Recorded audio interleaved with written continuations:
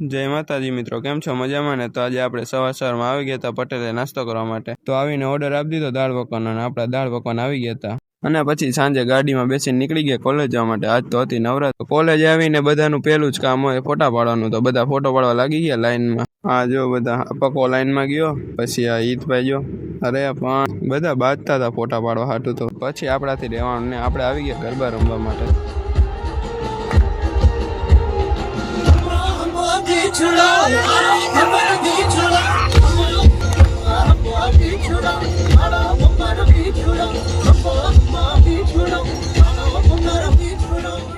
ત્યાં તો આપણા ફોલોઅર્સ મિત્રો મળી ગયા. પછી પાછા આપણે ટીટોળો રમવા આવી ગયા હતા. પછી નવરાત્રીનો કાર્યક્રમ પતી ગયો હતો અને બધા આવી ગયા નાયરા પેટ્રોલ પંપે, કારણ કે હોસ્ટેલની બસ અહીંયા આવવાની હતી. પછી આપણને ભાઈબંધ મળી ગયો હતો, તો આપણે એની યાર સ્કૂટીમાં બેન નીકળી ગયા હોસ્ટેલ જવા માટે.